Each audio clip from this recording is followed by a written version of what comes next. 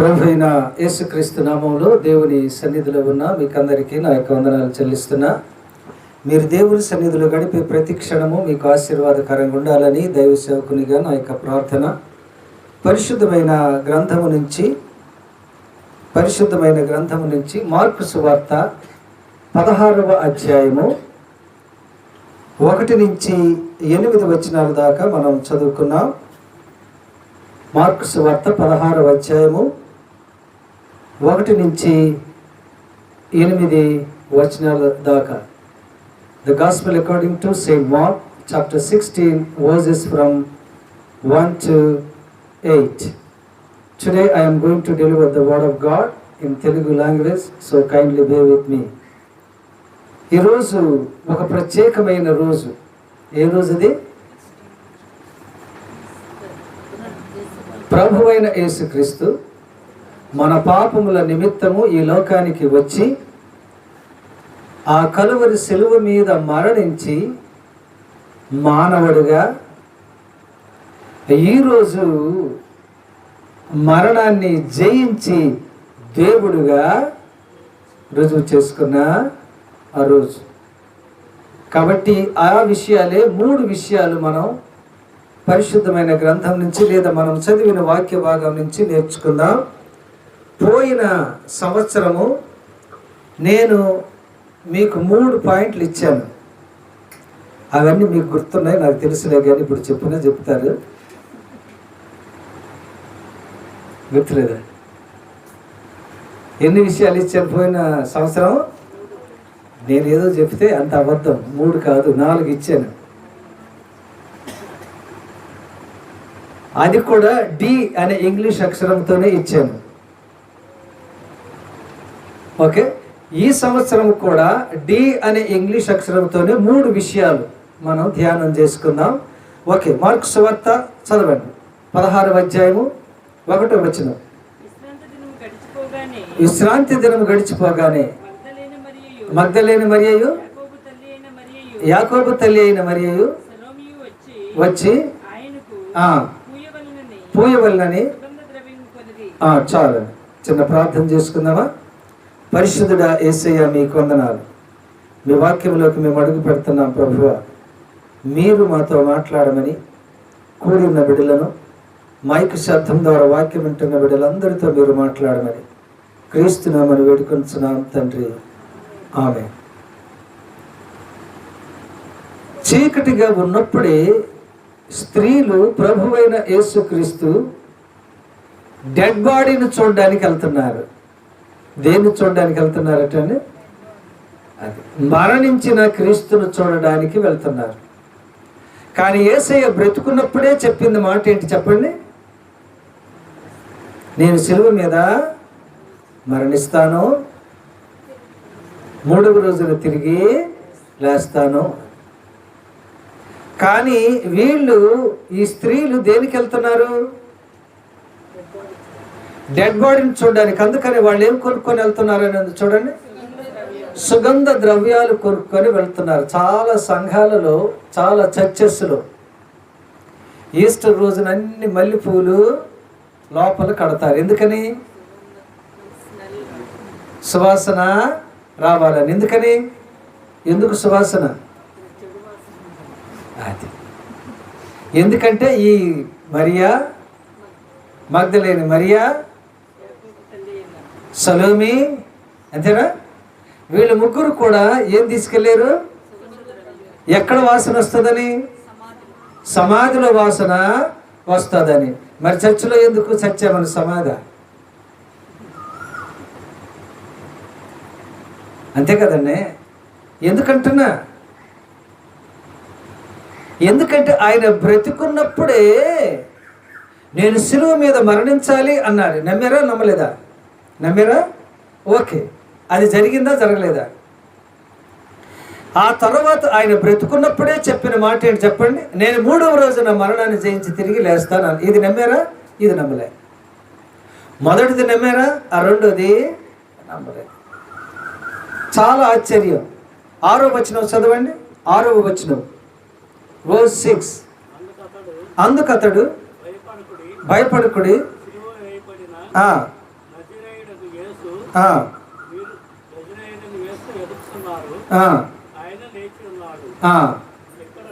ఇక్కడ లేడు, ఆయన ఇక్కడ లేడు, మరి ఎక్కడికి వెళ్ళాడు? తిరిగి లేచాడు. ఒక DQ, 2 Dలు ఈ ఉదయ 3 Dలు ఈ ఉదయకాల సమయంలో మనం ధ్యానం చేసుకుందాం. 6వ వచనములోనే అక్కడ ఉన్న మాట ఏమిటంటే, ఆయన ఇక్కడ లేడు, తిరిగి లేచెను. తిరిగి లేవటం అంటే అంత సులువ? మరణించిన వ్యక్తి, నిద్రపోయే వ్యక్తి అయితే తిరిగి లేవటం సులువు. ఒకడు ఆలస్యమైన కదండి, ఒకడు ఆలస్యమైన నిద్రించే వ్యక్తి ఏమవుతాడు? అటు తిరిగి ఎలా వేస్తాడు? పెందల కడనే కొంతమంది 4 గంటలు లెగిస్తారు, కొంతమంది 5 గంటలు లెగిస్తారు, కొంతమంది 6 గంటలు లెగిస్తారు. ఇంకా పెందల కడ లేచేవాళ్ళు అంటే 8:30కి 9 గంటలకు కూడా లెగిస్తారు కదండి. పెద్దలు అనే సామెత ఏంటంటే, పొద్దుచ్చేదాకా నిద్రపోవడం ఇంటికి దరిద్రమండి అంటారు పెద్దలు. ఇప్పుడు అది లేటెస్ట్ ఏ మోడల్ అట, లేటెస్ట్ మోడల్ అయిపోయింది. అంతేనండి. మా అబ్బాయి చెప్పండి, మా అబ్బాయి 8 గంటల దాకా లెగడండి, చక్కగా నిద్రపోతాడు. సిగ్గులేకపోతుంది సార్ ఆ మాట చెప్పడానికి. మరి పోయి పాస్టర్ గారు నాకు చెప్పటం. నాకు పొద్దుక్కేదాకా పడుకునేవాళ్ళు అంటేనే దరిద్రం, నాకు అసలు నాకు అనిపించదు. ఎందుకంటే అది మంచి లక్షణమా కాదు. మీరు గమనించండి, ఈ ప్రపంచంలో ఉన్నతమైన స్థితిలోకి వచ్చిన వాళ్ళందరూ కూడా తెల్లారుజామున 4-4:30కి లేచిన వాళ్ళే. పొద్దుకి 8 గంటలకి మా అబ్బాయి అంటే జాగ్రత్తగా, సిగ్గు లేకపోతే సార్ నాకు చెప్పొద్దు ఇంకా ఆ మాటలు. ఇప్పుడు ప్రతిదీ మీరు గమనించండి. అందరు కూడా ఇంకో విషయం చెప్పనా, అందరూ కూడా ఉన్నతమైన స్థితికి వెళ్ళిన వాళ్ళు కూడా చాలా ఎక్కువ మంది, 100% 60 సంవత్సరాలు దాటాక 80 సంవత్సరాల మధ్యలోనే గొప్ప గొప్ప కార్యాలు చేశారు. ఏంటండి అంటే, పాస్టర్ గారు 60 వచ్చేసినాయి, ఇంకేం చేస్తాను, 60 వచ్చేసి 60 నుంచి 80 దాకా గట్టి కార్యాలు చేసినాడు. మీకు మంచి ఉదాహరణ చెప్పనా, తేజకి బాగా అర్థమవుతుంది. KFC అంతేనండి. ఎప్పుడు చెప్పాడు, ఇంకెందుకు పనికిరాడు అనుకున్నారట ఎవరినండి? ఇప్పుడు ప్రపంచం మొత్తం, నీకు తెలుసాడు, ప్రపంచం మొత్తం అంటే అది ఫలానాయనని తెలియదు కానీ మొత్తం అంతా అలా చాలామంది. నేను జస్ట్ ఉదాహరణకు ఒక్కడికి ఇస్తాను. ఓకే, ఇక్కడ మనము ఓకే మొదటి విషయం అంటే ఆయన తిరిగి లేచెను అంటే ఆయనలో ఏముందని? శక్తి ఉందని. మొదటిది ఏంటంటే dynamism. Jesus Christ proved his dynamism. Dynamism అంటే ఏంటంటే పవర్, శక్తి. ఎంత శక్తి అంటే చాలా శక్తి. యేసయ్యకున్న పేర్లలో ఒక పేరేంటో తెలుసండి? Jesus Christ is our God is omnipotent, సర్వశక్తి మంతుడు. ఆషామాషి లాంటి వ్యక్తి కాదండి. Why did you accept Jesus Christ as your personal savior? Why did I accept Jesus Christ as my personal savior? Because he proved his dynamism. తన మహాశక్తిని రుజువు చేసుకున్నాడు. శక్తి లేనివాడైతే ఏమవుతాడటండి? చనిపోయిన వ్యక్తి అలాగే ఉండిపోతాడు. కానీ శక్తి ఉన్నవాడు ఏంటంటే, కానీ ఇది ఎలాంటి శక్తి తెలుసండి? మరణాన్ని కూడా జయించే శక్తి. ఆషామాషి లాంటి శక్తి కాదు. అందుకని ఈ వాచ్ ఆన్ ది వాటర్, ఆయన నీటి మీద నడిచాను. చనిపోయిన వాళ్ళని ఏంటంటే లేపెను. చనిపోయిన వాళ్ళని లేపిన యేసయ్య ఈయన లెగలేడా? ఈయన లెగలేడండి. అందుకనే అక్కడ ఆయన లేచను అంటే మొదటి డి ఏంటంటే Jesus Christ proved his dynamism. మహాశక్తిని ఆయన రుజువు చేసుకున్నాడు. జాగ్రత్తగా గమనించండి, క్రైస్తవ జీవితంలో మనము కూడా రుజువు చేసుకోవలసినవి చాలా ఉన్నాయి. నీవు క్రైస్తవుడువా? ఈరోజు ఆదివారమా? then go to the presence of God, sit and listen to the word of God. అయ్యలు ఆదివారం నీవు దేవుని సన్నిధిలో కూర్చో, నీవు క్రైస్తవుడు అని రుజువు చేసుకో. రోడ్ల మీద తిరుగుతావే, అంతేనండి. నువ్వు క్రైస్తవుడని రుజువు చేసుకోవడానికి నీలో ఒక ప్రత్యేకమైన లక్షణము ఎవరికంటే అందరికీ కనబడాలి. Let the people around you look at your special life. నీ చుట్టుపక్కల ఉన్న వాళ్ళందరూ కూడా నీలో ఒక ప్రత్యేకతను గమనించాలి. ఏంటండి శక్తి అండి? అందరికీ లేదా? మనుషులకి, మనకు లేదండి శక్తి. మనకు కూడా ఉంది, కానీ మనంతట మనము తిరిగి లేచే శక్తి మనకి లేదు. మనము చాలాసార్లు మనలో ఉన్న ఆ కొద్ది శక్తినే బట్టి మనం అనే మాట ఏంటో తెలుసండి? ఏమంటామట? కొద్ది శక్తిని బట్టి ఏమంటామట అండి? నేను చాలా బలవంతుడిని అనుకోండి. సాంసోను మహాబలవంతుడు, కానీ దానికి కూడా ఏంటట? ఒక బౌండరీ ఉంది, ఒక లిమిట్ ఉంది. దాని మించి ఆయన ముందుకి వెళ్ళలేడు. కానీ దేవుని మహాశక్తి అంత చెప్పండి. అసలు ఎంత అనేది కాదు. చూద్దామా? మనము జాగ్రత్తగా చూస్తే మీకు యెషయా గ్రంథం 9వ అధ్యాయం 6వ వచనమేనా?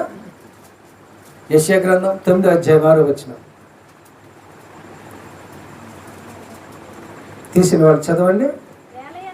ఏలయనగా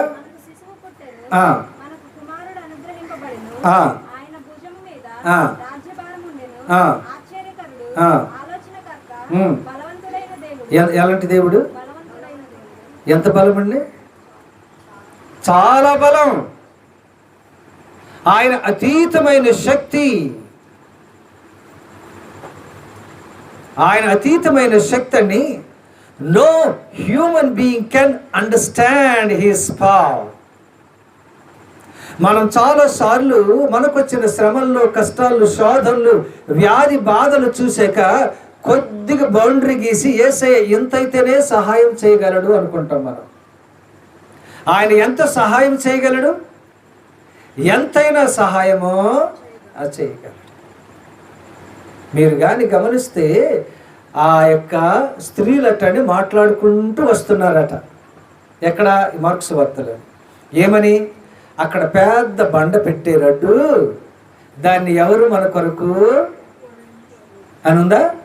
చదవండి. ఎన్నో వచ్చిన వారు వచ్చి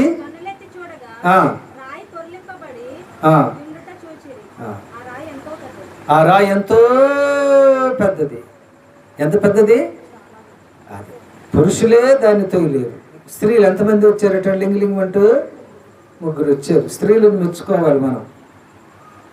ఎందుకని? పురుషులందరూ పిలుకోలేక ఇంట్లోనే ఉన్నారు శిష్యులంతా, కానీ స్త్రీలు ధైర్యంగా ముందుకి వచ్చారు. అది కూడా చీకటి. పెందల కడ లేచారు. పెందల కడనే అందరికంటే ముందు ఎక్కడికి వెళ్దాం అనుకున్నారటండి? యేసు ప్రభు సమాధి ఉన్న చోటుకి వెళ్దామని అనుకున్నారు. అది మంచి ఆలోచన, మంచి ఆశ, మంచి పని కూడా క్రైస్తవుడు చేయవలసింది. పెందల కాడ వెళ్దాం, యేసయ్యను చూద్దాం. పెందల కాడ వెళ్దాం. ఎలాంటి యేసయ్య అనే తర్వాత, కానీ పెందల కాడ యేసయ్య దగ్గరికి వెళ్దాం, యేసయ్యను చూద్దామనే ఆశ, ఆతృత. ఓకే, అది చాలా మంచిది. ఆ రాయి ఎంతో పెద్దది, కానీ ఏమైంది? అది పక్కకి వెళ్ళిపోయింది, పక్కకి దొర్లింది కదండి. మన జీవితాల్లో జాగ్రత్త గమనించండి. యేసు ప్రభు అవతలుంటే, మనమేమో యువతలుంటే, మనము యేసయ్యను చూడకుండా చాలా పెద్ద పెద్ద బండలు అడ్డొచ్చేస్తున్నాయి. ఎంతో పెద్ద బండ అట్టండి అది. ఎవరికి మధ్యలో ఉంది ఆ బండ? అవతల యేసయ్య, యువతల నేను. ఈ మధ్యలో పెద్ద బండ. ఇలాగెళ్తుంటే ఇటు దొరుకుతుంది బండ, ఇటు వెళ్తుంటే ఇటు దొరుకుతుంది బండ. దిస్ బండ్ ఈస్ దొర్లింగ్ this side and that side. ఈ పక్కకి ఆ పక్కకి ఎవరిని చూడకుండా ఆటంకపరుస్తుందట ఈ బండ? యేసును చూడకుండా ఈ బండ ఆటంకపరుస్తుంది. మన జీవితాల్లో ఏం బండలు ఉన్నాయి? అమ్మ యేసు ప్రభుని నమ్ముకోండి అమ్మ అంటే, పాస్టర్ గారండి మా అమ్మాయికి పెళ్ళి అవుతుంది అప్పుడండి అంటే ఏ బండ అడ్డు ఉంది? పెండ్లి అనే బండ అడ్డు ఉంది. అమ్మ పెళ్ళి అయ్యింది కదా, యేసు ప్రభు సన్నిధికి రండి అమ్మ అంటే, పాస్టర్ గారండి మా అమ్మాయికి మా అల్లుడికి చక్కగా బిడ్డలు పుట్టేలాగా, బిడ్డలు పుట్టిన తర్వాత ఇప్పుడు ఏ బండ? పిల్లల బండ. ఆ తర్వాత అమ్మ పిల్లలు కూడా పుట్టారు కదా అమ్మ యేసు ప్రభు సన్నిధికి రండి అమ్మ అంటే, వాళ్ళు చక్కగా చదివేలాగా పాస్టర్ గారండి మేము మీకు చెప్పడం అడుక్కునేవాళ్ళలాగా, మీరేమో సాకులు చెప్పడం. రకరకాల బండలు మన జీవితంలో అనేకము యేసయ్యను చూడకుండా అడ్డుపడుతున్నాయి. ఒక చిన్న ప్రార్థన కానీ మీరు చేస్తే ఇలాంటి అనేకమైన బండలను పక్కకు దొర్లించే మహాశక్తిమంతుడు మన ప్రభువైన యేసుక్రీస్తు. అందుకని మొదటి డి ఏంటంటే Jesus Christ proved his dynamism. నేను మహాశక్తిమంతుడని ఆయన ఏం చేశాడటండి? నిరూపించుకున్నాడు. మనం చాలా విషయాల్లో మనము క్రైస్తవులు అని నిరూపించుకోలేకపోతున్నాం. కారణము ఈ లోకములో ఉండి ఉండి ఈ లోకస్తులతో కలిసి లోకస్తులతో కలవటం తప్పని నేను చెప్పటంలే. కలవాలి, మాట్లాడాలి, వాళ్ళతో కలిసి నడవాలి. కానీ బైబిల్ గ్రంథానికి ఏదైతే వ్యతిరేకమో వాటిని మాత్రము దయచేసి చెయ్యదు. వాటి విషయంలో నువ్వు రాజీ అప్పడవద్దు, కాంప్రమైజ్ అవ్వద్దు. ఏదైనా అనుకుంటారేమోనండి అని, ఏదైనా అనుకుంటారేమోనండి అని తెగించు. దేవుని కొరకు నువ్వు తెగించాలి. దేవుని కొరకు నీ ప్రార్థనా శక్తిని నువ్వు ఉపయోగించాలి. మనం తెగించలేకపోతున్నాం. నా రక్త సంబంధులు ఏమని అనుకుంటారేమో అని లోకంతో రాజీపడి మనము చేయకూడని కూడా ఏం చేస్తున్నామటండి? చేస్తున్నాం. నా బంధుమిత్రులు ఏమని అనుకుంటారేమో అని మనం యేసు ప్రభువుని నమ్మినా ఏం చేస్తున్నామటండి? చేయకూడనివి చేస్తున్నాం. జీవితాంతము మీ బంధుమిత్రులు, రక్త సంబంధులు, ఫ్రెండ్స్, మీ పేరెంట్స్, ఇంకా ఎవరైతే ఏదన్నా అనుకుంటారేమో అని నీవు జీవితాంతం బైబిల్కి వ్యతిరేకంగానే చేస్తే ఎప్పుడు నీవు దేవునికి అనుకూలంగా చేస్తావు?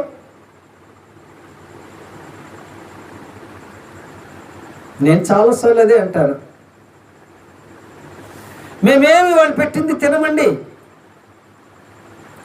మేము వాళ్ళ దగ్గరికి ఆ పూజలు చేయడానికి వెళ్ళమండి. మంచిదే, కానీ చర్చకు కూడా రావుగా, దేవుని సన్నిధికి కూడా రావుగా. అటు వెళ్ళకపోవటం వలన don't think or don't cheat yourself thinking that you are a Christian. అటు వెళ్ళటం లేదు, but at the same time ఇటు రావటం లేదు. మా అమ్మగారు అనేవాడు, రెంటికి సేడినా రేవడి, ఆ భూమి దేనికి కూడా పనికి రాదట. అటు వెళ్తే వాళ్ళకన్నా పనికొద్దు, ఇటు వెళ్తే ఇటన్నా పనికొద్దు. ఇక జీవితాంతం నువ్వు ఒక మాట పడుతూ దేవునికి వ్యతిరేకంగా వెళ్తే అదే దారిలో నువ్వు అలవాటు పడిపోయావు.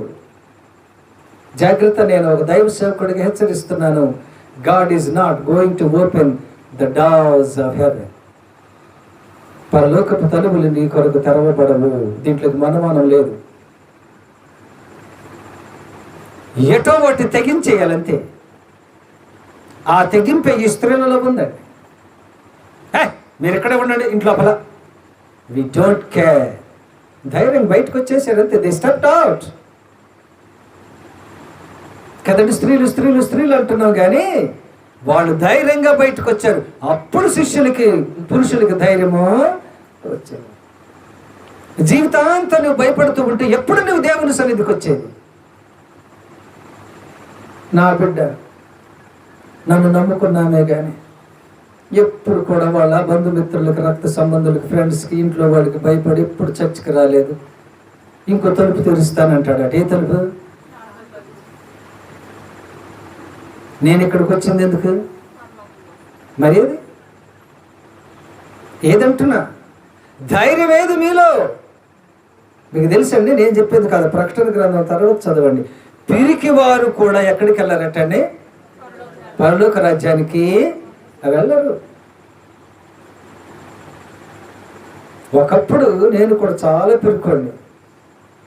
మా అన్నయ్య గారు, సింగరాజు గారు, దెయ్యాలు పట్టిన వాళ్ళ గురించి ప్రార్థన చేస్తుంటే ఎందుకైనా మంచిదని అన్నయ్య వెనకాల నిలబడేవాడిని, ఇలా ముందుకెళ్ళేవాడిని కాదు. ఏ పేరు నీ పేరు అని అన్నయ్య అడిగేవాడని. నా పేరు ఫలాంది అని. ఎందుకు విడిచిపెట్టాయి? నేను విడిచిపెట్టను అని బెదిరించేవాడు అన్నయ్య.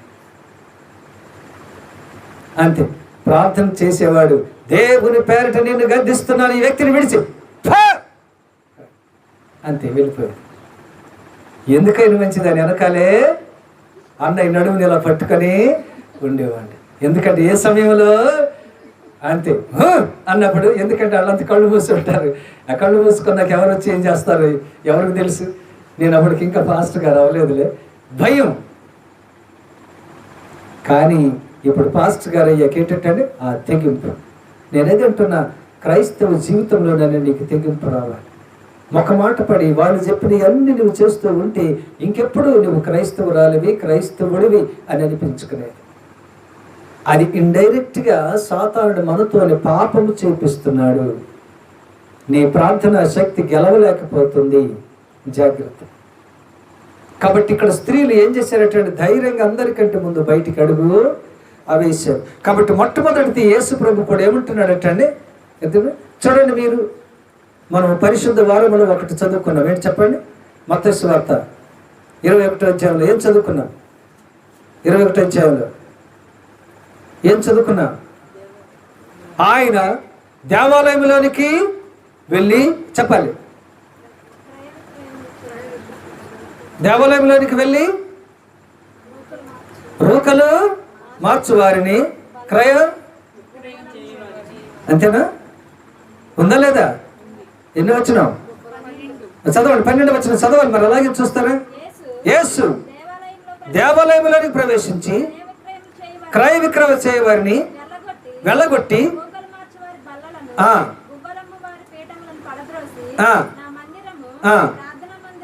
ఎంతమంది లోపలికి వెళ్ళను?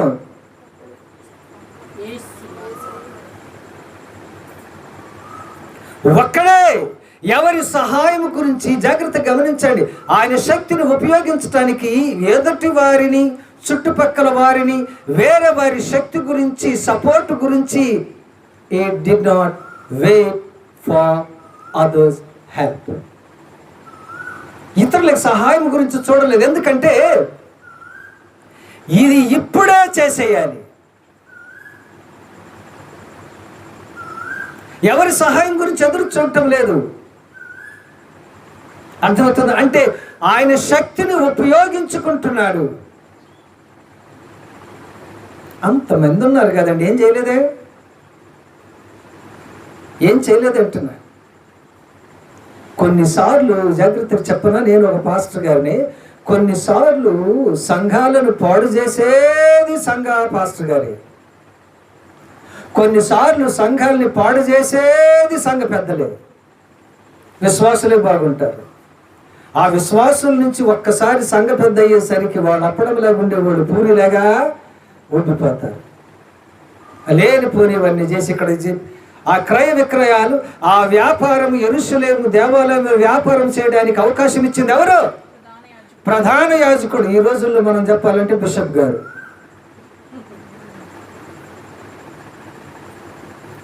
ఇదిగో నువ్వు ఏ అధికారం చొప్పున ఇది చేస్తున్నావు, ఇవన్నీ చేస్తున్నావు, చేస్తే చెయ్యి.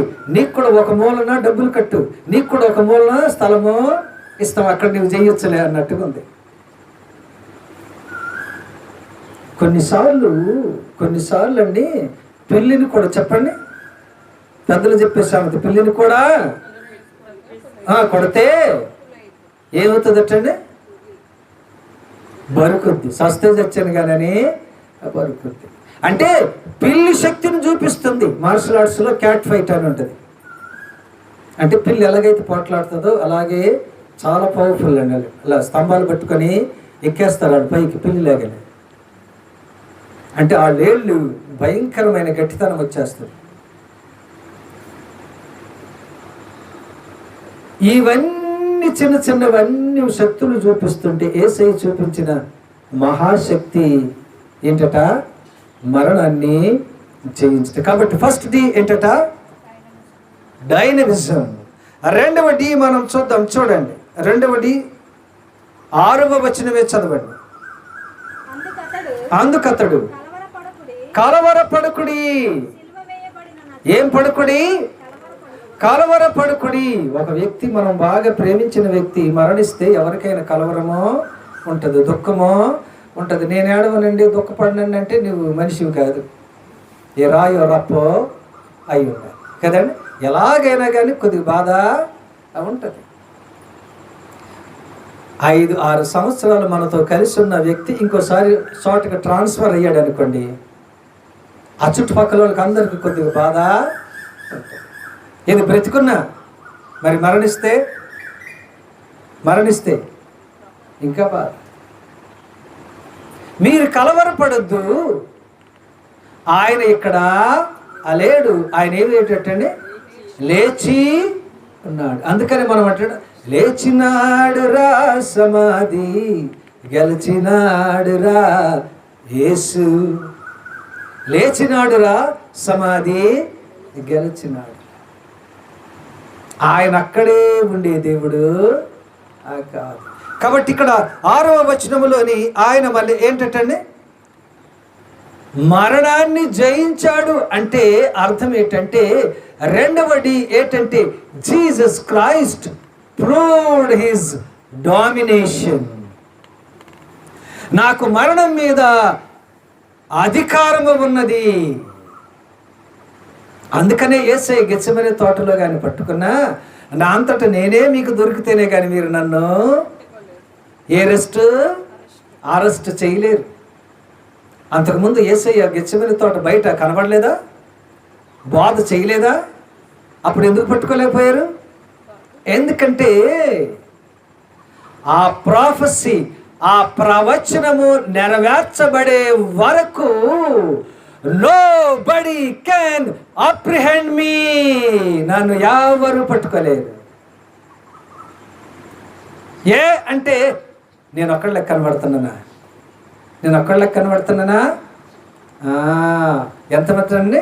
ఎంతమందిని పంపించడు నా తండ్రి అని ఉంది గెత్సెమనే తోటలో.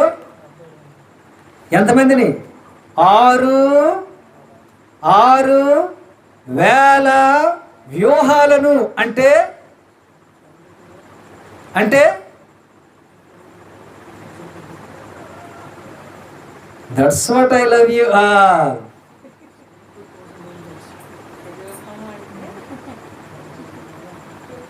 ఎంత ఒక వ్యూహం అంటే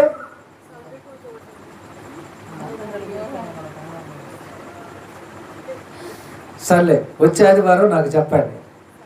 ఓకే.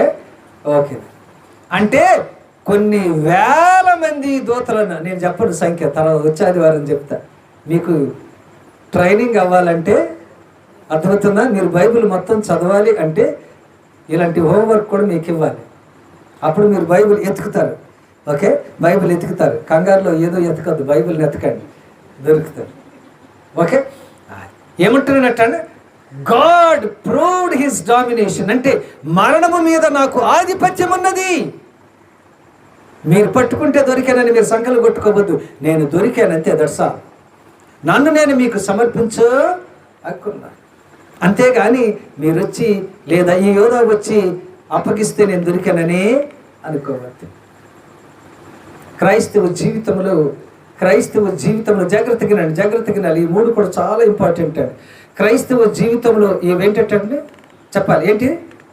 మనము కూడా మన ఆధిపత్యం చూపించాలి. వేటి మీద? మనల్ని ఏవైతే ప్రభు సైడు నుంచి లోకం వైపుకు లాగేయడానికి ప్రయత్నం చేస్తాయో వాటి మీద మనం ఆధిపత్యం చూపించాలి. నేను చెప్పినట్టు నీవు వినాలి, నీవు చెప్పినట్టు నేను. ఉదాహరణకి ఇది మంచి నిద్ర వచ్చే సమయం. మనం నిద్ర మన మీద ఆధిపత్యం చేస్తూ ఉంటే ఏం చేయాలంటండి? జయించాలి. కర్రో ఏదో తీసుకొని 4 దేనికి? నిద్రకా? నిద్రపోతున్న వ్యక్తికా? నిద్రకి. అంటే మీరు ప్రార్థన చేస్తున్నారులే కానీ చెప్తున్నారు నిద్రపోయే వాళ్ళ గురించి. ఓకే, కాబట్టి ఏంటంటే డామినేషన్ నిద్రదైపోయింది, నాదవటంలే. డామినేషన్ లోకముదైపోయింది, నాదవటం లేదు. You are worshipping this creation instead of worshipping the creator of this creation.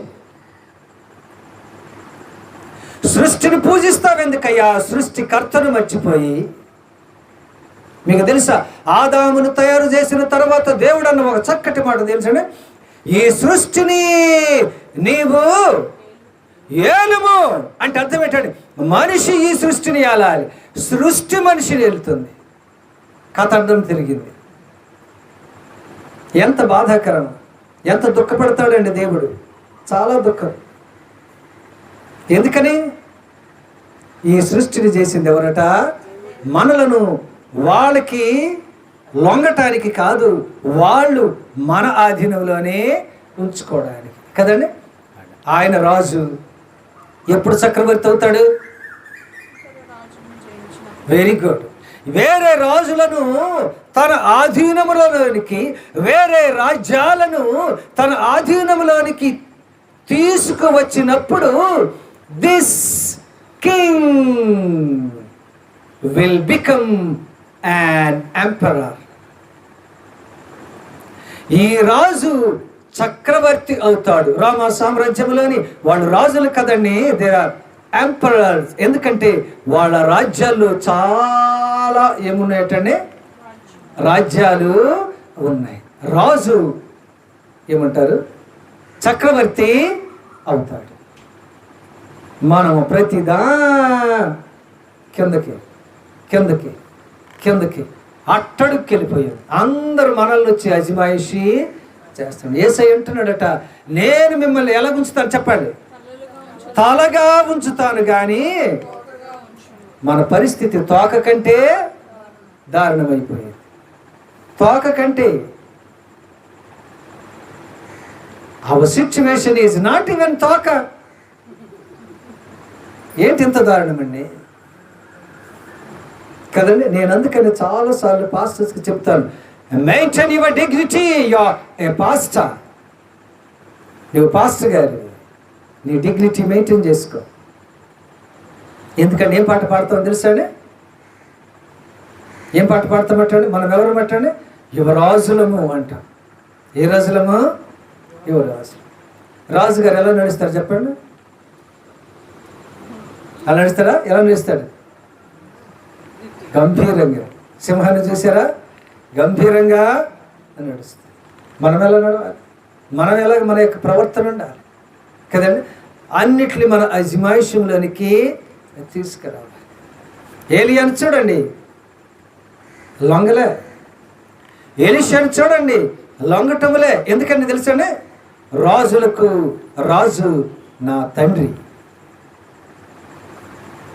Domination. యేసుక్రీస్తు ఏం చేశాడట? ఆధిపత్యాన్ని ఇచ్చేసాడు. అర్థమవుతుందండి? అంటే దేని మీద? ఓ డెత్, మరణము మీద. వట్టి మరణము మీదేనా? లోక సంబంధమైన ఆశల మీద. 3 విషయాలు దాని గురించి టక్ టక్ చెప్పి నేను ముగిస్తాను. ఓకే, నెంబర్ 1 శరీరాశ, నెంబర్ 2 నేత్రాశ, అండ్ నెంబర్ 3 జీవపు డమ్మం. 3 మీద కూడా డామినేషన్. ఈ 3 ఎక్కడో ఒక చోట మనం ఏమవుతున్నామట? పడిపోతున్నాం. మీకు మత్తయి సువార్త 4వ అధ్యాయం కానీ చదివితే శరీరాశ, నేత్రాశ, జీవపు డంబాల మీద చెప్పండి ఆయన ఆధిపత్యాన్ని జయించాడు. సాతానుడు ఎంతో ప్రయత్నం చేశాడా లేదా? ఎప్పుడెప్పుడు చేస్తాడు ఆయనండి? ఎంతకాలం చేస్తాడు? మనం బ్రతుకున్నంత వరకు ఆయన చేస్తూనే. ఇది జయించాను పాస్టర్ గారు అంటే కంగారు పడదు, ఇంకోటి రెడీగా ఉంది. దాన్ని జయించాను పాస్టర్ గారు అంటే కంగారు పడదు, ఇంకోటి రెడీగా ఉంది కదండి. 6 సబ్జెక్టులు ఉంటాయా చదివేవాడికి? ఓకే, నేను 2 సబ్జెక్టులోనండి భలే రాశానండి. మరి మిగిలిన 4 6 కూడా రాస్తేనే అదేనండి. నిర్మల్ ఇచ్చారు నాకెంత? 97 ఎంత? 973. మంచిది. అన్నిట్లోనే లేకపోతే 2-3లోనేనా? మొత్తం మనం కొన్ని చేసి అన్ని చేసామని భ్రమలో ఉండి సాతానులో సులువుగా ఏమైపోతున్నామటండి? సులువుగా పడిపోతాను. నేను చెప్పనా 3 మనిషి ఎక్కడ తప్పిపోతున్నాడు నేను చెప్పనా? ఇక్కడున్న మనం అందరిలో కుటుంబ ప్రార్థనలు లేదు. ఉందా? చెప్తున్నాగా, కుటుంబ ప్రార్థన లేదు. నేను అందుకని ఈ 3 ప్రార్థనలు చాలా ముఖ్యం అంటున్నా. మనం బయటకు వచ్చేసి నేను చాలా మంచి క్రైస్తవుండండి, నేను చాలా మంచి క్రైస్తవురాలండి అని చెప్తున్నాం కదా. మీ ఇంట్లో కుటుంబ ప్రార్థన ఉందా? అక్కడ బోర్డు మాత్రం ఉంటుంది, ఈ గృహ యజమాని ఎవరట్టండి? నిజమా? నిజం చెప్పండి, నిజమా? మన కుటుంబంలో ఉదయం లేచిన వెంటనే కుటుంబంతో కలిసి, రాత్రి పడుకునే ముందు కుటుంబంతో కలిసి ప్రార్థన ఉంటుందా? లేదు. ఏమైపోతుంది మన క్రైస్తవ జీవితం? ఎక్కడికి వెళ్ళిపోతుంది? నేనంటున్నా, వ్యక్తిగత ప్రార్థన, కుటుంబ ప్రార్థన, సంఘ ప్రార్థన, ఈ 3 మీరు మర్చిపోవద్దు అని ఇప్పటికే నేను చాలాసార్లు చెప్పాను. మనం వెళ్ళిపోయేటప్పుడు వ్యక్తిగత ప్రార్థన స్తోత్రం స్తోత్రం స్తోత్రం స్తోత్రం స్తోత్రం ఆమెనంటేనే ఏ స్తోత్రం? మంగళ స్తోత్రం అంటేనే వెళ్ళిపోతున్నాం. ఇంటికి వచ్చే కుటుంబంతో కలిసి మీరు ప్రార్థన చేస్తున్నారా? మీరు గమనించండి. కొర్నేలి చెప్పండి, ఎవరెవరితో? ఆయన అన్యుడు, హీఈస్ ఎ జెంటైల్. ఆయన అన్యుడు అనే పదం అక్కడ రాసి ఉంది, కానీ ఆయనే ధన్యుడు. కుటుంబంతో కలిసి ప్రార్థన చేస్తే అనేక మంది యూదుల దగ్గరికి దేవదూతలు పంపబడలేదు, కానీ ఈ అన్యుడు అని మనము చెబుతున్న ఆ కొన్నేళ్ళ దగ్గరికి దేవదూత పంపబడిన. దేవునికి స్తోత్రం. ఎంత ధన్యుడండి ఆయన. మన దగ్గరికి బొమ్మేసి ఏంటి దేవదూత బొమ్మేసినా కానీ కనబడటమో లేదట. నిజమేనండి? నిజమేనా? అది ఈ ఉదయకాల సమయంలో ప్రభువు మనతో మాట్లాడుతున్నది. అక్కడ ఏంటట? ఏమనుందటండి? చెప్పండి, ఏమనుంది? సమస్తము మీద ఆయన తన ఆధిపత్యాన్ని చూపించాడు. మనం చూపించగలుగుతున్నామా? లేదు. ఇక్కడ ఓడిపోతున్నామండి. అంటే నేను బయట చాలా బిజీ, మా కుటుంబంలో ప్రార్థన ఉండదు. ఏం క్రైస్తవుడు అయ్యా నువ్వా? ఏం క్రైస్తవుడు? చిట్చాట్ చేసుకోవడానికి గంటల సమయం తీసుకుంటున్నావు, సోది చెప్పుకోవడానికి గంటల సమయం తీసుకుంటున్నావు. ఒక అర్ధ గంట కుటుంబంతో కలిసి ప్రార్థన చేయలేవా? నేను తిడుతున్నానని కాదండి, మీ కుటుంబ మేలు కొరకు నేను దీన్ని చెబుతున్నాను. నిజమే, శరీరం వెలిసిపోద్ది కాదని నేను చెప్పటం లేదు. ఒక్క అర్ధ గంట కొద్దిగా బైబిల్ చదువుకోండి, ఒక చిన్న శరణం పాడండి. పోనీ 4 ఇంట్లో ఉంటే 4 ప్రార్థన చేయదు, 1-2 చేయండి కుటుంబ ప్రార్థన. అప్పుడు ఆ కుటుంబంలో ఏ శోధన రాకుండా ఏంటంటే మీరు ఆధిపత్యాన్ని సాతానుడు ఇచ్చాడా? So what, I don't care. ఎందుకంటే మా కుటుంబంలోనికి ఆయన అడుగు పెట్టాడు. ఒక్క విషయం మీకు చెప్పి నేను 3వ పాయింట్కి వెళ్తాను. యోబు గ్రంథం 1వ అధ్యాయం 10వ వచనంలో ఏమనుందట? యోబు గ్రంథం 1వ అధ్యాయం 10వ వచనంలో త్వరగా నీవు జాగ్రత్తగా అతనింటి వారికి అతనికి కలిగిన సమస్తానికి ఒక పక్క కంచె వేస్తేవి కదా అని ఉంది. చుట్టూ ఆయన ఇంటి వాళ్ళకి, ఆయన ఆస్తికి కూడా, ఆయన ఇంటికి కదా. మనకు, మన కుటుంబానికి, మనము నిజాయితీగా సంపాదించిన మన ఆస్తి చుట్టూ అటువంటి దేవుడు ఏమి వేసను? అదే కుటుంబ ప్రార్థనా శక్తి. భర్త బయటికి వెళ్తున్నాడా, ఇంట్లో ఉన్న భార్య భర్త కొరకు ప్రార్థన చేయాలి. చేస్తున్నామా? భార్య బయటికి వెళ్తుందా, ఒకవేళ భర్తకి ఏం లేదట్టండి, ఉద్యోగం లేదా, భర్త భార్య కొరకు ప్రార్థన చేయాలి. ఇంటికి వచ్చేసారా, కుటుంబం అంతా కలిసి ఏం చేయాలటండి? ప్రార్థన చేయాలి. లేకపోతే సాతానుడు ఏం చేస్తాడటండి? విజృంభిస్తాడు. సాతానుడు ఇక్కడ యోబు కుటుంబాన్ని ఏం చేయడానికి ప్రయత్నం చేశాడు చెప్పాలి? ఏదో లేక తిప్పలు పెట్టడానికి ప్రయత్నమో చేసి, ఇటు నుంచి వెళ్ళాడట అగ్ని అటండి, అటు నుంచి వచ్చాడట అగ్ని అట. అబ్బే ఇక లాభం లేదని చుట్టూ తిరిగాడట, కానీ చుట్టూ ఏముందటని? అగ్ని. ఓకే, ఎలీషాకును చెప్పాలి, ఆయన శిష్యుని యొక్క మనోనేత్రాలు తెలిసినప్పుడు ఏమి కనబడను? వెరీ గుడ్, వారి చుట్టూ అగ్ని రథములు కనబడేను. వ్యక్తిగత ప్రార్థన నేను చేశాను, నాకొక్కడి కేసై తోడుగా ఉన్నాడు, కుటుంబ ప్రార్థన లేదు, అందుకని మా ఇంట్లోకి దూరాడు ఆయన. ఎవరటండి? సాతాను. ఎందుకని? కుటుంబ ప్రార్థన లేదు కాబట్టి. చేశారా? ఎక్కడో చోట అవకాశం ఇస్తున్నాం, అందుకని సాతానుడు చుట్టూ తిరిగిన అవకాశం ఇవ్వకుండా ఉండాలంటే వ్యక్తిగత ప్రార్థన, కుటుంబ ప్రార్థన, సంఘ ప్రార్థన, వీళ్ళందరూ డామినేషన్ కదండి, ఆధిపత్యాన్ని సెలాయించారు. ఒక 3వ డి మనం చూద్దాం, జాగ్రత్తగా చూడండి. మళ్ళీ 6వ వచనమే, అందుకతడు కలవరపడకుడి, మీరు వెతుకుచున్నారు, ఆయన లేచి ఉన్నాడంటే అర్థం ఏంటి? ఆయన లేచి ఉన్నాడంటే అర్థం ఏంటి? దాన్ని జయించాడంటే అర్థం ఏంటి? మరణాన్ని. Jesus Christ proved his divinity, దైవత్వాన్ని రుజువు చేసుకున్నాడు. నేను దేవుణ్ణి చనిపోయి ఎక్కడే ఉంటే మనిషి, నేను చనిపోయి మరణాన్ని జయించానంటే దేవునికి మాత్రమే ఆ శక్తి ఉంటుంది. అంటే I have proved my divinity, దైవత్వం. ఎందుకయ్యా మీరు వాక్యం చెబుతున్నా నేను ప్రభు అయిన యేసుక్రీస్తుని దేవుడిగా రక్షకుడిగా అంగీకరించామంటే He conquered his death. ఆయన మరణాన్ని జయించెను. అందుకని యేసు జయ జయ యేసు, జయ యేసు. ఏ యేసు అంటే జయ జయ యేసు. అపజయము ఎరుగనే వ్యక్తి, ఎవరి సహాయము తీసుకొని ఆ వ్యక్తి. He himself defeated his death. ఆయన మరణాన్ని జయించిన వ్యక్తి. యెషయా గ్రంథం ఇందాక మనం చదివిన వచనమే, 9వ అధ్యాయం 6వ వచనం. ఐజియా, ఏలయనగా మనకు శిశువు పుట్టెను,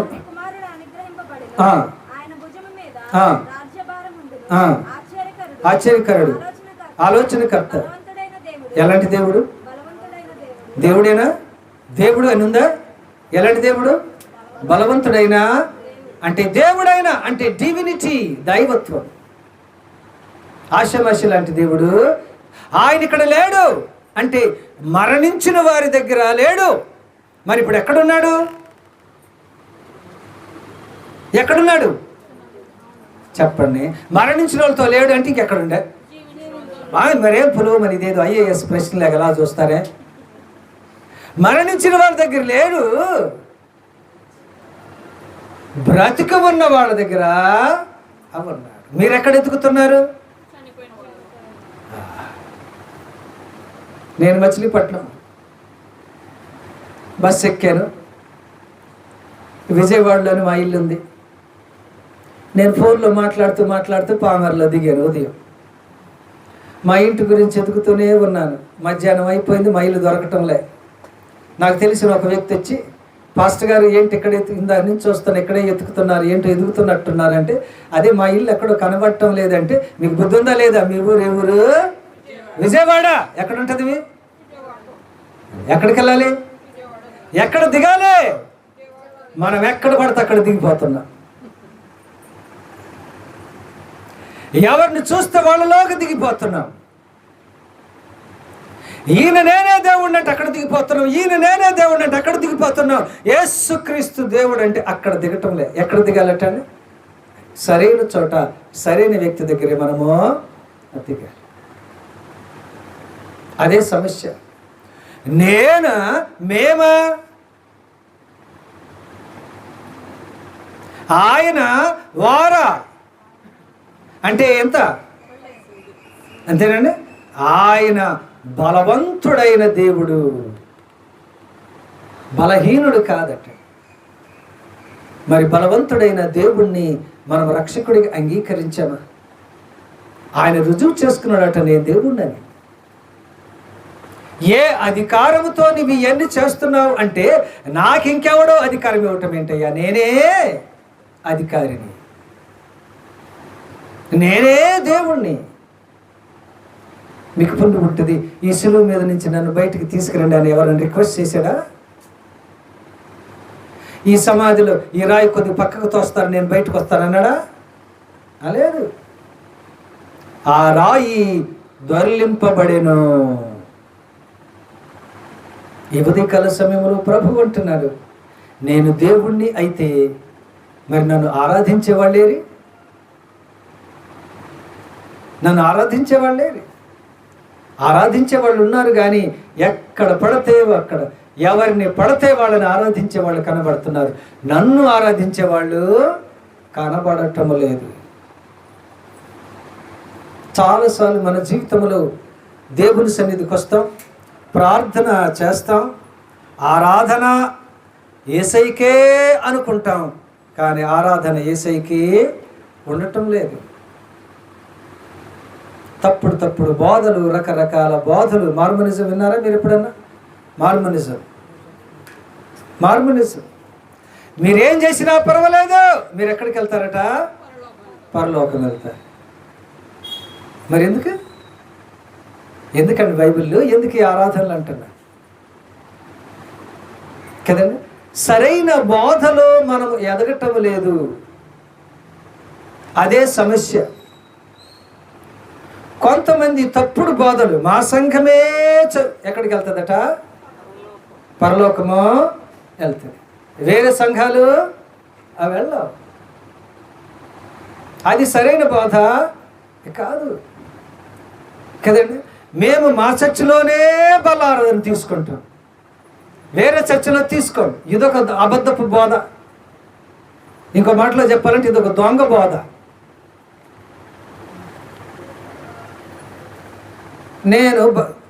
నేను సింగరాజ్ అన్నయ్య గారి దగ్గర బాప్టిజం తీసుకున్నా. ఇప్పుడు ఆయన చనిపోయాడు. ఇప్పుడు నేను ఆదివారం బల్లారాధనకి ఎక్కడికి వెళ్ళాలి చెప్పాలి? మీరే చెప్పాలి, నేను చెప్పను. అదేంటి తేజ్ అంత మాట ఉంది అంటే నన్ను కూడా డాష్ అన్నా ఏంటి? ఆయన అక్కడే ఉన్నా అంతే కదా బ్రదర్. ఎవరు నేర్పుతున్నారు? ఏ పాస్టర్లు అయ్యా మీకు ఎలా బోధ చెప్పేది? ముందు వాళ్ళని వాక్యం నేర్చుకోమనండి. నేను ఈ చర్చిలో ఏదో బాప్టిజం తీసుకున్నాను కాబట్టి ఇక్కడికే వస్తానంటే, ఇప్పుడు నీ ఉద్యోగం గురించి అమెరికాకి వెళ్ళావు, ప్రతి శుక్రవారం ఫ్లైట్ ఎక్కి ఇక్కడికి వచ్చి బలార్థం తీసుకొని మళ్ళీ వెళ్ళిపోతుంటావు సోమవారం. తప్పు అది, అర్థమవుతుందండి. నేను అందుకనే భక్తుడైన పౌలు చెబుతున్నది అదే, మీలో అనేక మంది బోధకులు కాకుడు. ఎందుకంటే మీకే తెలియటం లేదు వాక్యం, తెలిసినట్టుగా విశ్వాసులకు తప్పుడు బోధ చేస్తారు. వాళ్ళు ఆ తప్పుడు బోధలోనే ఎదుగుతున్నారు. మాది తప్పుడు బోధ అని వేరే వాళ్ళు చెప్తే ఒప్పుకోవటంలే. అదే సమస్య. తెల్ల బట్టలు వేసుకొని రాలేదా, నీకు బల్లారాధన ఇవ్వరు, నువ్వు పక్కకు పో అంటున్నాడు. నాకేం తెలుపు బట్టలు లేవు, ఇప్పుడు ఏం చేయను? ఇప్పుడు తెల్ల బట్టలు ఎప్పుడు కొనను, ఎప్పుడు కుట్టించుకోను, అప్పటికి ప్రార్థన అయ్యిపోతుంది కదండి. జాగ్రత్త, బైబిల్ జాగ్రత్తగా చదువుదాం. సందర్భం ఏంటో, అక్కడ రాయబడిన విధానం ఏంటో జాగ్రత్తగా అర్థం చేసుకొని అప్పుడు అప్లై చేసుకుందాం. దాని ప్రకారం మనము చేద్దాం. ఓకే. కాబట్టి ఈ ఉదయకాల సమయంలో 3 విషయాలు నేను ఇలాగ అంటుంటా, మీరు చెప్పాలి. నెంబర్ 1, ఓకే, యేసయ్య ఏం రుజువు చేసుకున్నాడటండి? తన యొక్క మహాశక్తిని రుజువు చేసుకున్నాడు. 2, తన యొక్క ఆధిపత్యాన్ని సమస్తము మీద, ఒకటి జయించి ఒకటి ఓడిపోవాలి. 3, తన యొక్క దైవత్వాన్ని రుజువు చేసుకోండి. మనం ఏం రుజువు చేసుకోవాలి? మన క్రైస్తత్వాన్ని రుజువు చేసుకోవాలి కదండి. మాటలు చెప్పడం కాదు, క్రియలు కూడా చూపించాలి. అలా చూపించినప్పుడు అనేక మంది, ఆహా, వీడు దేవుడు, యేసయ్య నిజంగా దేవుడు, ఆయన మరణాన్ని జయించి లేచిన దేవుడు, మేము కూడా యేసయ్యను రక్షకుడిగా అంగీకరించాలి అని తప్పకుండా వాళ్ళు ఏం చేస్తారంటే దేవుడి సన్నిధికి వస్తారు. మీరే ఒక పెద్ద ప్రసంగం అవ్వాలి ఇతరులకి. ఓకే, మనము, మన యొక్క బిడ్డలు, మన కుటుంబము, సంఘము అనేక మందికి క్రైస్తవులుగా మాదిరికరంగా ఉండి దేవునికి మహిమ తెస్తూ అనేక మందిని ప్రభువులోనికి నడిపించడానికి పరిశుద్ధాత్మ దేవుడు మనకు సహాయం చేయనుగాక. ఆమేన్. God bless you. పరిశుద్ధుడా యేసయ్య మీకు వందనాలు. వాక్యమైన బిడ్డలందరినీ మీరు ఆశీర్వదించమని క్రీస్తు నామమున వేడుకొనుచున్నాం తండ్రి. ఆమేన్. God bless you.